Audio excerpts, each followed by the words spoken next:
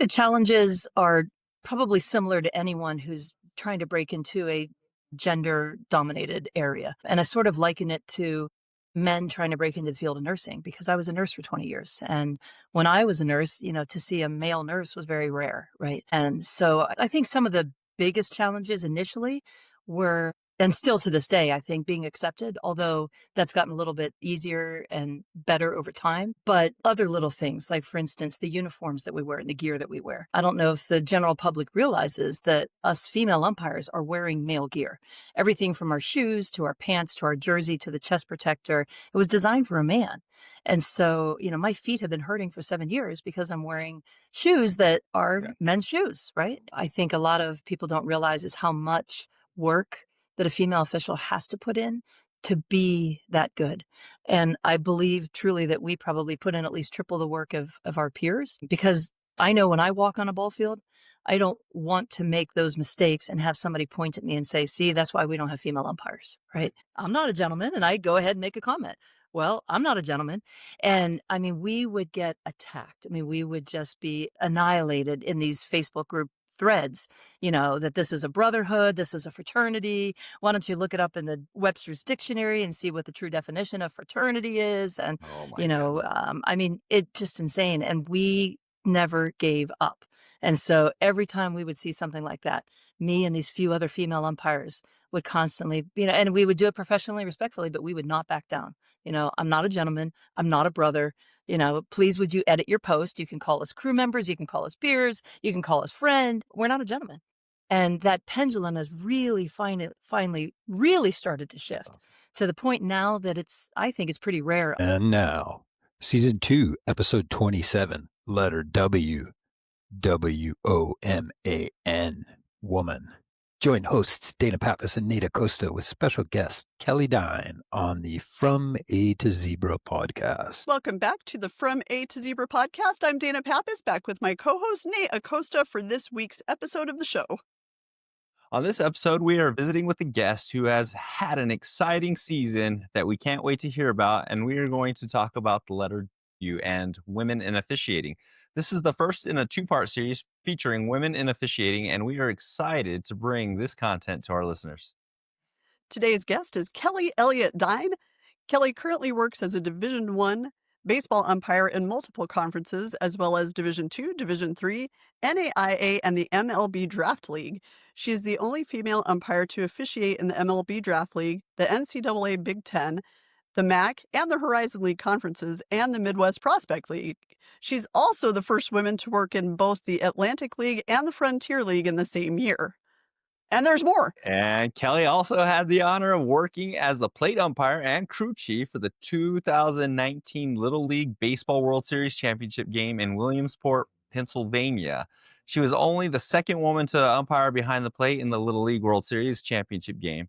In addition to all of the other leagues she works, she still umpires with Pennsylvania Interscholastic Athletic Association and was the first woman named as Baseball Umpire of the Year in Ohio in 2020. Kelly, welcome to the show. Thank you for having me. It's an honor to be here. Absolutely. I'm a little exhausted after that resume. Yeah. That's good stuff. My goodness. So exciting. We're so glad to have you on with us. And I know we just read your resume a little bit. I know it's not all inclusive. So could you tell our listeners about your umpiring journey, how you got started, the steps along the way, and where you are now? Sure, thanks. So how did I get started in umpiring? I was coaching my 3 sons in baseball. I was blessed with 3 boys. I grew up playing baseball. My dad was my coach, and I played on the same team as my brother. I played All-Stars. And then after moving from Pittsburgh to Erie, we went to sign up for baseball again. And at the sign-ups, they pointed at the softball table, looked at my dad and said, she needs to go over there. So they would not let me sign up for baseball, unfortunately. And that was my end of my playing days. But, I was always very, very interested. I learned all about stats from my dad, from sitting down and opening the newspaper every weekend. And we would pore over the stats for the Bucks and for the Steelers. And he was always taking us to games. So, I kind of say that I grew up in Three River Stadium, watching the Pirates and watching the Steelers. And then you fast forward to being blessed with 3 sons, and our boys were at T-ball. And, they were on teams where I just felt like that I really could contribute more as a coach than perhaps the coaching they were already receiving. So I jumped right in.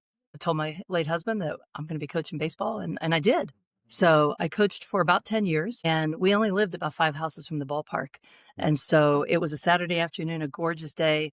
We had just finished practice, and my oldest son and I were walking home, and there was another field where the two teams were ready to play, but no umpire. And you could tell that they were all set in uniform, standing around waiting, no umpire. And I don't know what happened, but I just looked at my son and I said, "Hey, I'll be home later on." And he Mm. took off, and I walked over to the field. I said, "Do you need somebody to umpire?" And they said, "Sure." So I remember just opening up the brown box, and there was this big, balloon chest protector. There was the old rusty mask, the rusty shin guards. I mean, nothing fit, of course, And I got behind the plate, and I was absolutely horrible. I mean, terrible. And I distinctly remember a batted ball landing right on home plate. And I just came up huge. I mean, big time selling foul. And nobody said a word. Game continued. And after the game, one of the dads from the neighborhood that I know well came up to me, and he put his arm around me. He goes, "Hey, Kelly." He goes, "So that was a fair ball, right?" And I must have sure turned like 6 shades of red. And I'm like, "Yeah, but I sure sold it, didn't I?" He's like, "You did. You did." And so, I mean, it was from then on that some bug had bitten. I just loved it. And so I went to my district Little League games, which is the same Little League that I was coaching in, and watching the umpires there. And they had just finished up a postseason game, and the four of them were walking off down the sidewalk. And I walked right up to them on the sidewalk, sort of blocking their path. And I stuck my hand out and I said, "Hey, my name's Kelly, and I want to do what you do." And I will never forget Dale West. He was the head umpire at the time for the Little League there. And he didn't bat an eye. He just broke into this grin, and he looked at me and goes, "Sure. When do you want to start?" So that was how I got into officiating, was that moment there. Man, it's That's really, incredible. it is incredible. And you talked about the bug, right? I mean, it's I think every official describes their passion with you got bit by something and you got the bug, right? Yeah, And if we could get more officials just into it, I think, there's no doubt that they're gonna, just get bitten by the bug. It's just a matter of trying to find a way to get them involved. But absolutely. I mean, Got to get that in their bloodstream. I think if we had a quarter for every time an official talked about the bug, right? We wouldn't have an issue. Well, we'd have a lot of money, but we wouldn't have an issue or shortage in officials. So, yeah, Kelly. Yeah, as I mentioned in the introduction, you've had quite the season this year. Can you tell us a couple of the highlights, some of the things that we've seen on social media, and what made those moments so special to you? Thanks. So you did mention one already. This was my first year working professional baseball. I was not sure that I would ever get that chance, especially because I had not gone to pro school. I believed that the only way to really work professional baseball was to go to pro school. And I received an invitation to work in the Atlantic League this year, followed up by an invitation to fill in with the Frontier League. And those are two of Major League Baseball's four affiliated independent pro baseball leagues. It was exciting. It was crazy. I wasn't quite sure how to proceed. I think I felt like a newbie again, like a rookie Mhm. again for initially. But, once I got out there, baseball's baseball. And it was just incredible, incredible baseball. So that was exciting to work both of those leagues. And then I had the honor of going down to Washington, D.C. and acting as the umpire supervisor for a crew of 4 women. And we officiated at the first games for the Women's Professional Baseball League, which is So set to cool. launch next year. It was That's incredible. amazing. My first time ever working on a Major League Baseball field, we were in Washington Nationals Park. And so I got to call the very first pitch. And that baseball was then thrown out of play. So I'm hoping that ball's headed to Cooperstown. And yeah, it was exciting. So on my crew, I also had Janet Thomas, who's an official in Atlanta. I had Sophia Liu, who is a World Cup umpire from Taiwan, and Greta Langhenry, an official from Florida. So we had a blast together. It was just really incredible to officiate women's baseball at that level, and Jeez. yeah, these were the tryout games. So the tryout games meaning that they had whittled the over 600 women who had tried out down to 150. And on that day, we played the first 2 games where the coaches were there, and they were ranking them by position, and getting ready for the draft. So, and it was right before I walked on the field that morning that my phone rang, and we all were in the locker room. We had like 5 minutes to pass, so we were just sitting around. And I looked at my phone and I looked at the girls and I'm like, I don't recognize this number. I don't know if it's spam or not, but it didn't come across as spam. And the girls are like, well, let's go ahead and answer it. I'm like, yeah, we'll have some fun with this if it is spam, right? And so I picked up the phone, and I heard on the other end, hey, Kelly, this is Andrew with the Savannah Bananas. We're wondering if you're available to work Friday and Saturday at PNC Park in Pittsburgh when we visit. Wow. I mean, it was the same day that I'm sitting here working WPBL games that I was informed that I'd be working the Savannah Bananas games. So flew home from DC, and then Friday and Saturday, I was able to step on my second MLB field of the week and officiate on 2 That's a good MLB week. fields in 1 week. It was a great week. So yes, Savannah Banana games Friday and Saturday, and they were incredible. PNC Park was sold out. PNC Park is ranked the best ball field in America. Oh, it's beautiful. It is. Oh yes, to be able to be down on that field and officiating it was awesome. Absolutely awesome. The only time I've been to PNC was for a Metallica concert, and it was awesome. Yeah, I haven't seen a baseball game there yet, but the concert there was fantastic. Just seeing the skyline, like, it was super cool. But Kelly, that's amazing. What a great week and great summer. That was a great week, man. And was our good friend Noah Katz at PNC? He with was. You? Yes, Awesome. Noah was there. Absolutely, he was. Yes. And so he had the outfield lines both nights and was filming constantly. That's what he does. Gotta love that guy. Yes, he does. Yep. Yeah, I saw you were dancing. I mean, there was a lot going on. I was enjoying all the posts that I saw, Kelly. That looked like a great time.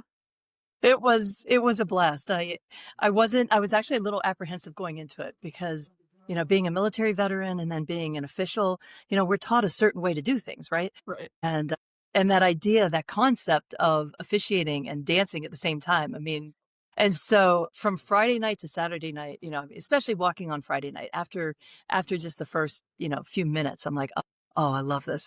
The energy was, I can't describe it. It was just incredible. The energy was incredible. And so we got back to the locker room and we're taking our shoes off, and the dancing umpire, Vince, and first base umpire, Jono, were both sitting there taking their shoes off, and they had some really cool painted shoes. I mean, bright neon gold, and Vince had the Pittsburgh City skyline painted on his shoes, and Jono had his Aussie umpire belt on and his shoes. And I'm like, man, those shoes are awesome. And they're like, yeah, we got to get you a pair. I said, absolutely. And somehow we got in this discussion of, can we wear some other shoes? And I stopped for a minute and I said, you know what? I do have rhinestone studded shoes at home, tennis shoes that I wore. I bought specifically for my girlfriend's birthday party in Atlanta the previous year. Janet, it was actually her birthday party. And the guys were like, oh, you've got to wear them. I'm like, oh, no, like that goes against everything, right? I mean, it's one thing to be dancing and then get set and make your calls, but to actually go out of uniform. And I remember Vince just saying, man, bling it up, like bring everything you have that's rhinestone, just bling it up. So I came in Saturday.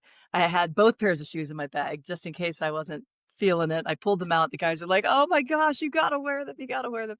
So I put on the rhinestone shoes, the rhinestone necklace, rhinestone earrings. I mean, it was pretty bling. And when I walked on the field, I still wasn't even sure. And I swear, I think every girl, every woman on that side of the park where I was on the third base side, I'd go over and start taking selfies. And if I had $1 for every time they said, oh my God, we love your shoes. We love your shoes. And then we were encouraged to bring our phones on the field. Again, a big no-no in officiating, right? Is you don't take your phone on the field. You do for a Savannah Bananas game. So, you could take selfies with the fans in between innings. And I truly was over there by the tarp, and I was taking a selfie with a bunch of girls. And a text came across my screen. And it was my son in Ohio watching the game. Mom, are you wearing rhinestone shoes? Yeah. It was these big question marks. So, I mean, it was just the entire experience. Absolutely incredible. Yeah. So you brought up a great point. Military, official, everything you've done has been regimented and by the book in every aspect of your life. And then it was like, throw that out the window and have some fun. Had to break character a little bit. Yeah. I did, but it was awesome, and I would do it again in a heartbeat. It was awesome. That is so cool. Thank you so much for sharing that. I've been following you all season, and it's just been so cool to see all the different opportunities and the all-female crew just so cool. So I was excited to have you on when you had a little break in the action to hear about everything that's going on, because it's been a really cool season. 2 MLB ballparks in a week. I mean, can't get much better than that. No. Right. Yeah, absolutely. It was lots of pictures. That was the good thing. It was lots of photos to capture those memories. Yeah. I love that. So, obviously there's more females that are breaking into officiating in male-dominated sports, starting with Violet Palmer and Dee Cantner in the NBA back in the day, Sarah Thomas in the NFL, and most recently Jen Powell in the MLB. So you've had a successful career in baseball at so many levels. What are some of the challenges that you feel you faced as a woman in a male-dominated sport? I think the challenges are probably similar to anyone who's trying to break into a gender dominated area. And I sort of liken it to men trying to break into the field of nursing because I was a nurse for 20 years. And when I was a nurse, to see a male nurse was very rare, right? And so I think some of the biggest challenges initially were, and still to this day, I think being accepted, although that's gotten a little bit easier and better over time. But other little things, like for instance, the uniforms that we wear and the gear that we wear. I don't know if the general public realizes that us female umpires are wearing male gear. Everything from our shoes to our pants to our jersey to the chest protector, it was designed for a man. And so, my feet have been hurting for 7 years because I'm wearing shoes that are Yeah. men's shoes, right? And, it wasn't until recently and we follow, I think all of officiating will follow from the top down. So when MLB umpires started to loosen up in what they were wearing on the field, and starting to wear different shoes, and not everybody was wearing the same exact shoe, it trickles down through college, it trickles down to the local levels, and it gave me that confidence to say, what am I doing wearing men's shoes? And I went out and bought my Brooks running shoes that I always wear and got them in black and white, and now I use those, and my feet are never been happier. They're so grateful. You know, Yes, but I also recently, so this past weekend I was in Florida at a clinic with the Florida Collegiate Umpires, and I was having a discussion with some of the evaluators that were there and some of the umpires, and we had gathered around, and I said, there's things to think about that when you enter a gender dominated field, you almost have to accept that you're going to need to change some of your mannerisms. And for example, when I'm mentoring other women and I see them walking and their hips are swaying, right? Which typically a woman's hips will sway more than a guy's hips when we walk. It's just natural, right? It's having to tell that female official, you may want to be careful in how you're walking on the pole field, right? If you come across as too feminine, you may, especially initially, if they've never met you before, they may write you off immediately just because you look feminine. And I'm not saying to look masculine, but at the same time to understand what are the players, what are the coaches, what are the spectators used to seeing, and you have to be able to give yourself some credibility. And how horrible that we have to change the way we walk, right? Other things like making sure that that we are tailoring our uniforms so that they fit us reasonably well.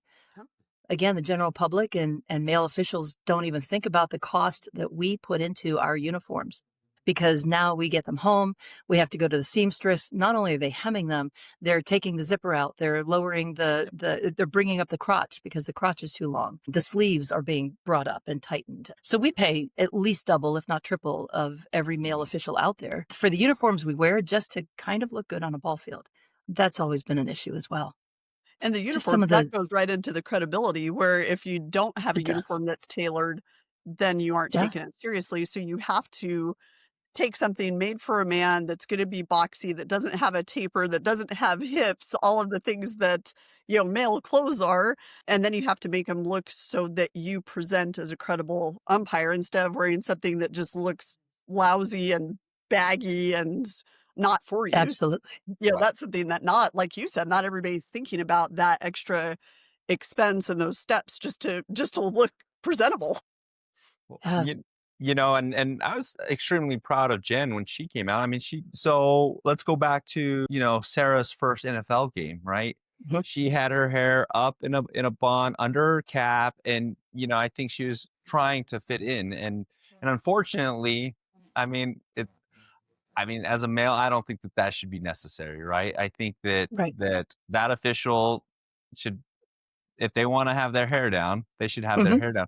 And I know that she came in, I think, the next season, and she's like, "Forget it. I'm going hair out," and My and she officially my said that ponytail's flying. That's ponytails right. fly, and that's Yes. it's okay to recognize Sarah Yes. like that. And so when Jen came out and she had her ponytail flying, I was extremely proud of that. She Yes. didn't hide behind the cap, and she kinda just wore it out, so I thought that was kinda cool. But It Yes. brings up the point of just walking, and I think that's just officiating for our listeners. It's not unheard of for officials to walk differently or run differently, or, that's male or female. So it's not like Mhm.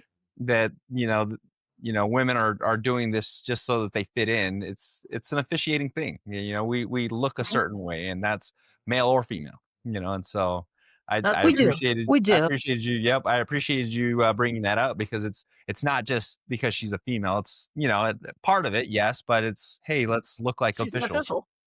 Yeah.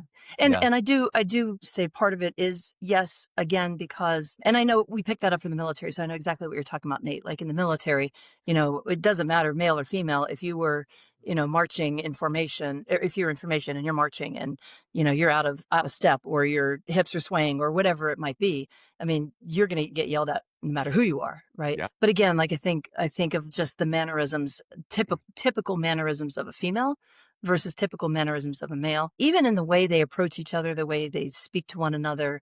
It's understanding some of you don't want to change who you are, but at the same time, for game management purposes, to just make things flow better, we find that female officials are definitely changing more of the things that they say, the things that they do, the way they look. Getting back to Sarah Thomas, I mean, she's my hero, and Jen Powell as well. But I remember watching an interview with Sarah Thomas, and it was about that second or third year where she put her ponytail down. And I remember the interviewer saying to her, you wear makeup on the ball field. Well, she's a Southern belle. She is from She is. Mississippi. And she says, well, why shouldn't I? And she goes, you're absolutely right. I will wear makeup on that ball field every time or that football field every time I walk out there. And I thought, yeah, you go, girl. And it was that moment on that I thought, never again. I'm wearing my earrings. So I always wear little hoop earrings. I'm wearing my makeup that I always wear. I never leave the house without it. And my nails are done. And you know what? If somebody doesn't like it, then they don't like it. And that's on them, no, not It on doesn't me. affect your ability to work baseball. It does not. Exactly, it doesn't. But I would also state that had I done this when I was first starting out, I know that I would have lost some credibility walking on a ball field with mhm. earrings and makeup and painted fingernails, not from the general male population, but there's always going to be one, maybe two out there that, and those one or two bad apples can just kind of set off an effect. you They know, can make it, it difficult. It's Yeah. exciting. I mean, as a Division 1 women's basketball official, my one of my coordinators is Violet Palmer, right? So Yes. I get to see it firsthand, just and the way she carries herself, and truly a just she talks about it all the time, about just they cracked the door open and she kicked it Mhm. wide open, and it's really cool and proud, moments that I get to work for somebody as influential, and what she has done for women in sports is huge. And so to see, women like yourself and all the other women that are starting to move into the pros, it's so much fun, and it's really cool. And I can tell you, when I go out, and I tell people all the time, I would much rather officiate with women, because you just do it better. I mean, you I mean, just the attention to detail and rules, and it's just the mechanics, and I learn so much anytime, I'm officiating with women, which is common in women's basketball, but Mhm. just something. And I have to say about Nate, so we've worked together a long time and we're best friends and all of that. But when we talk in women in sport, we talk about having allies who are male. Nate's the best ally you could ever have. He's so, Yes. always the one to carry the banner for women in officiating. And I always appreciate it because he's the first to cheer when he sees women succeed at officiating. So Nate, thank you for your Yeah. allyship because And it's not always the case. I have to give my mom a shout out, right? Because I grew up in a female dominated home, right? I mean, from my Yes, you did. stepmom to my mom to my three sisters, and they are all just strong women who work hard, and they beat me up and they made me tough, and and that was all, due to my mom, my stepmom, and they're, just my upbringing was, hey, we can change a tire too, and we can change our oil, and we can do all the things, except for one of my sisters. She's the diva, right? She's the princess. You know who you are. It's one of those things where, it's easy to go work for, somebody like Dana when I was with her in the state association office because, it's, man, I mean, you want to talk about commissioners of officials in the country when she was in that role. I mean, she was the best in the Yeah. business. There was nobody better. And that's kind of, I talk about it in officiating. You just do it better. Well, We thanks. do, and I thank you so much. I do appreciate that. I mean, I appreciate you bringing that up here because it's something that I think a lot of people don't realize is how much work that a female official has to put in to be that good.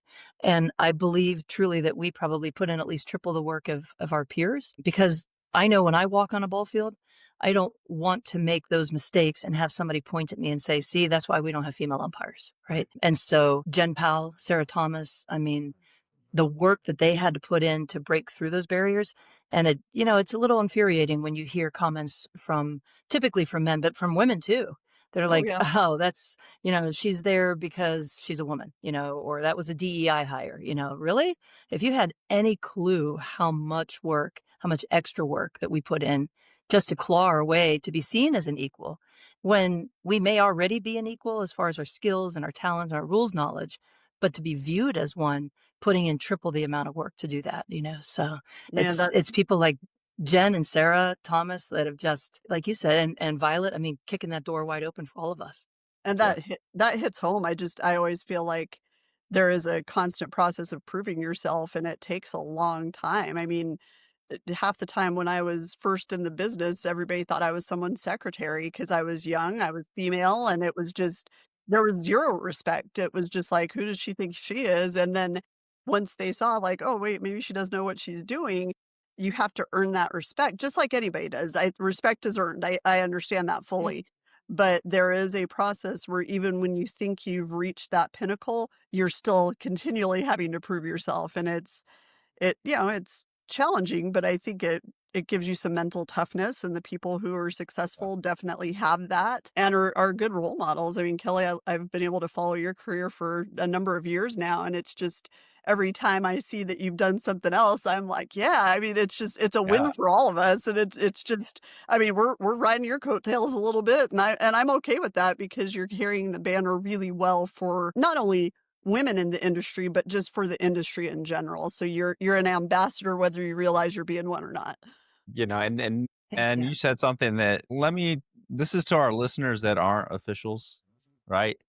There are no DEI hires because you have to be good. You have to get your plays right, and you have to know what you're doing. You have to know your rules, your mechanics, and the work that goes into that, male or female, right? And so if a woman is good enough to do all those things, they should be hired, right? And they should have opportunities. And male or female, it's hard.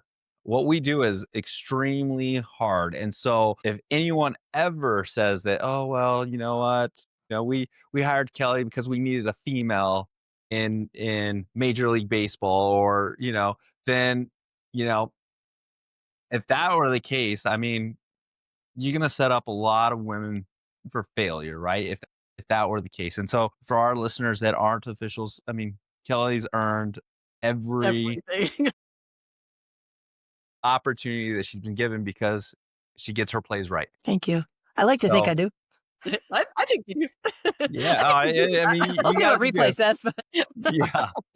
Toward Hey, replay. on the other side of that, what are some of the biggest rewards, not related to assignments or advancement, you feel you have received being a female baseball umpire? so I think one of them sort of ties into what we've already been talking about, is advancing the sport in non-traditional ways. And what do I mean by that? Again, this was back in 2017, 2018. I just started college baseball in 2017.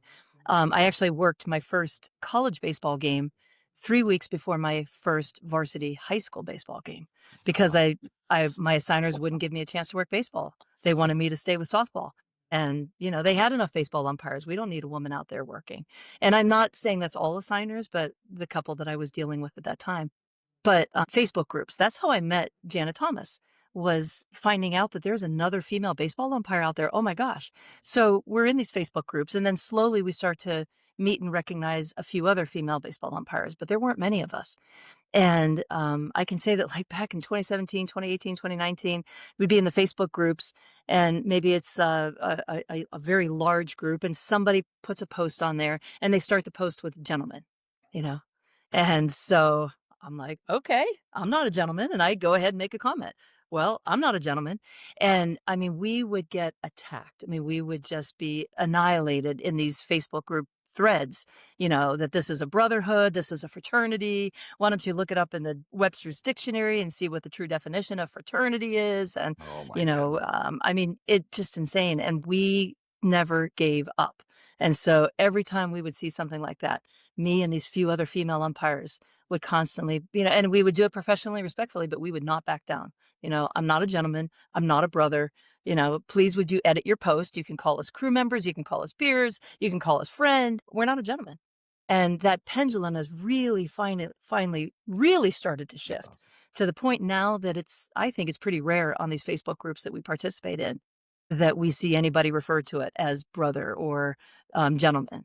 And when it happens now, I would say more times than not, it's one of our male peers who is responding back and saying, hey, there's women in this group too, or we have female umpires, or we have sisters here, or, and Yeah, I'm yeah, like, that's awesome. oh, so that to me is, I think a huge, a huge thing. And it extends out then from social media also to the ball field. I mean, I think for every 1,000 men that are there, whether they're there as a coach or a player or a spectator or a peer, there may be one bad apple, I think there were more a while ago, but they're starting to see across all sports and especially in baseball that, women are participating. And so that shift has been awesome. It really, really has been awesome.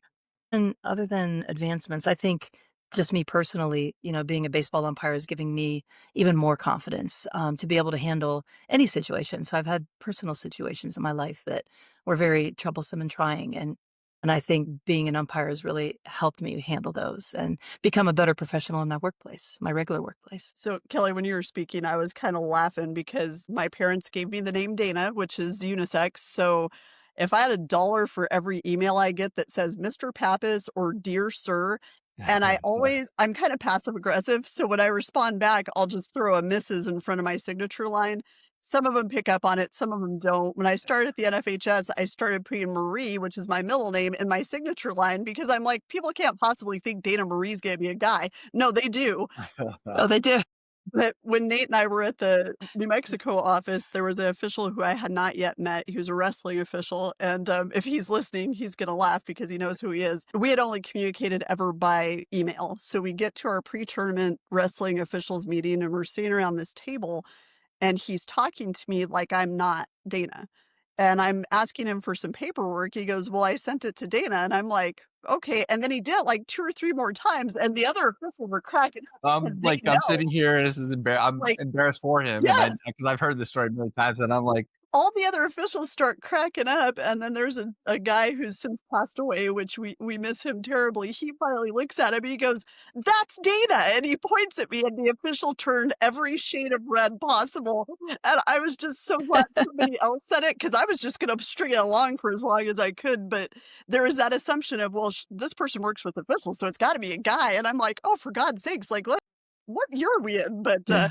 so as you were Yeah. telling that, as you were speaking, I was thinking of all the things and kind of cracking up. So I don't take it personally, Right. but I sure do some course correction, or I'll say, thank you for an email. P.S. I'm not a sir. And then they'll go, well, I was Yes. raised to always call people ma'am or sir. And I'm like, then call me ma'am because Right. I'm I'm a woman, but it's that's neither here nor there. So you Yes. mentioned earlier and something.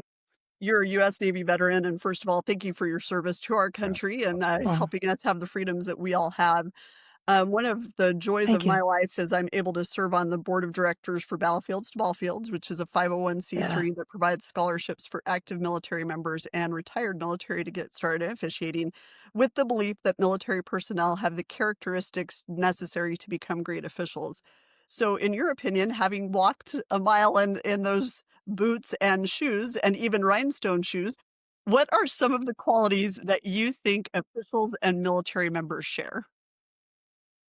I think we see a large number of former military people getting into officiating because it just aligns with the values that they learned while they were in the military. And it's everything from attention to detail with your uniform, with your knowledge, our baseball rules knowledge, as well as what we can and can't do in the military. I mean, that being lockstep, just understanding what it looks like to walk alongside somebody and not just in appearance to be lockstep, but to know that they've always got my six and I've always got theirs. Right. And so being on a ball field is no different. I mean, I will never step on a ball field without my partner. And if someone, and they have in the past, tries to walk on a ball field without me, you've just severed that bond right from the very beginning. Like, come on now, we are a team out here, right? There's three teams on a ball field. There's, the home team, the visiting team, and then the umpire team. So, we have nobody else but each other. But, appearance is big, learning how to polish your shoes, so being able in a Facebook group to teach the rest of the members, what a spit shine looks like and, that it's absolutely the best thing. You don't need to use chemicals like scrubbing bubbles, on your shoes. And I think that perseverance, right? That grit, in the military, you train and you train and you train for the day that you really hope that doesn't come and then it comes, and that's being deployed, right? Whether you're being deployed for a wartime situation or for an escalating situation, you just continue that training and you're really ready to expect just about anything. And then on the ball field, it's no different. I mean, we hope that we are just training so that when we're in that situation on the ball field, we if something crops up that's crazy, we're ready for it. We can handle it. We're able to sort of to shift, pivot on a dime, right? And adapt to the situations. I think even just the professionalism, it just carrying over into how you interact with everybody on the field, how you interact with your partner, that professionalism is huge. As military members, we take pride in that. And so, hopefully we can be setting an example for other officials who have not been able to learn that yet. That's a great answer. By the way, I need to get you involved with B2B. I think you would love it, and I'll I talk to you would. about that offline. So, Mike Yes, Mike Pereira, I'm recruiting people to be part of the organization. So, you and I'll talk offline. I'd love to have you involved. absolutely. I'd love that. Absolutely love that. Kelly, a final question for you, and it is one that we ask all of our guests, but we're going to add it for this episode. The first question, is the From A to Zebra podcast has a mission every week to educate, elevate, and excite our listeners. What can you say that accomplishes this mission? So from a personal standpoint, I am an educator. I'm an educator in real life. So I was a high school science teacher for 10 years. I was a Navy nurse where we're constantly teaching and training our corpsmen how to go and be docs on the battlefield. And so I carry that over to the baseball field. I love to educate. I love to teach, whether it's at a clinic, a formal clinic, or if it's just, working with a peer. I like to receive that education as well. So I'm constantly learning. Elevating and exciting is, I think, just any official that's listening right now. Again, we talked about the bug that bites, but it is elevating and it is exciting for us to step out on that ball field. And hopefully the vast majority of us will take that passion that we have, and then when we're talking about officiating, that we excite our listeners, that we excite other people, one, to just maybe get interested and understand officiating better, but then two, hopefully to recruit them. And we know that unfortunately, that we are losing officials day by day to retirement. And we really need to increase the number of officials that we have. So if we can bring all three of those together, if we can conduct recruiting clinics and teaching clinics where they're exciting and they're elevating and we're educating them, I mean, what could be better, right? That's our mission. So All right, great answer. And okay, and the second part to the question is, what can you tell women who might be considering joining about officiating to encourage and inspire them to get involved? I would absolutely encourage any person, but especially women, to consider officiating. And I will never beat around the bush. I mean, I'm going to tell them right from the start that it's probably going to be a little more difficult for you, right, to get people to take you seriously, especially when you don't have experience, But be that person who sticks to their guns, who's going to advocate for yourself when no one else advocates for you. But it is so worth it. It's everything that officiating has given to me to help shape me as a person and as a professional. I want other women to experience that too. So whether you are, 12 years old and just seeing your first female official on Major League Baseball, and that's Jen Powell, or whether you're attending games as a mom because your child is out on the field, whether it's your son or your daughter, or whether it's just somebody who's, done raising their family, whether you're single and have moved into some other stages of your life, try it. Just go out and try it. And don't give up until you find those people who have got your six, the people that are going to back you, especially men who are your peers. You may walk into a high school association meeting and, it's going to feel a little awkward if you're the first woman and the only woman that's walked into that meeting. But I promise you, there will be men in that meeting who are absolutely going to embrace you. Somebody eventually is going to walk up and say hello and shake your hand and get to know you better and stick with those people. Because if you do have to deal with the one bad apple, who wants to give you a little bit of a hard time, well, you've got people in your corner now until you're able to really, take your own confidence and just deal with that one bad apples, So, I would say absolutely 100% go for it. Please go for it. Awesome. Kelly Elliott Dine, this was a fantastic time. I so enjoyed catching up with you, and I'm such a fan of yours. I really am. I enjoy following your career and have been a fan since I first was introduced to you. I have so much respect for everything you do. Umpire, Navy, nurse, educator, everything that you do is so admirable, and just fields that are some of that I hold in the highest of regard. So I'm so grateful for your time. I know how busy you are, and I know that our listeners are going to love this conversation. It was great, and congratulations on everything that you have accomplished and that you have yet to accomplish. Because I know we're not done with you yet. So I'm so excited to see what's next for you, and just really appreciate everything that you do and the ambassador you are for officiating. Thank you. And Dana, I think you're probably talking about yourself here too. I mean, look at the role that you are in as a female leader in this officiating world. And, we are all grateful to you and not only the work that you're doing for all of us, but then the strides that you're making and the leadership example you set for women. Thank you. You're absolutely incredible. Absolutely. Nate, it was awesome to meet you today. And I can't wait to be able to talk with you more and Yes. learn more about you as well. I appreciate that, Yeah, Kelly. we'll Thank get you guys connected. Yes, absolutely. And, hopefully I can get out and maybe watch you umpire sometime. So that'd be great. I would love to work with you. I don't know if you work baseball, but I would love to work with you. I don't, unfortunately. I did, and then I realized that it's in New Mexico, it's windy, it's hot and dusty, and 60-mile-an-hour winds and dust are not my cup of tea. So I stay indoors and in that 70-degree Quite the weather. basketball official. I'm a prima donna, basketball official. That's the first time I've heard somebody complain about the sunshine and the heat and the dry air. Well, Kelly, I'm gonna have you come umpire a game in April in New Mexico. Yes, And for the first inning, it's gonna be 100 degrees. The second inning is gonna be sand and wind, and then by the fifth inning, there might even be a little snow flurry in April. So. And my here I am in Pittsburgh in my first game of the season. We're out there in 4 layers looking like the Michelin Man. And honest to goodness, honest to goodness, there were 10 players out there shoveling snow off the foul line so they could put the drifts in front of the dugout, and we played. But so. That also sounds terrible, by the way. Yeah, thank you from me to you for sure. And this was a good one. I really enjoyed it. I did too. Thank you. It was an honor to be here. Thank you so much. Thank you. All right. And for our listeners, thank you for joining us on the From A to Zero podcast. Don't forget to check us on Facebook, Instagram, and X for more information about the show. See you next time.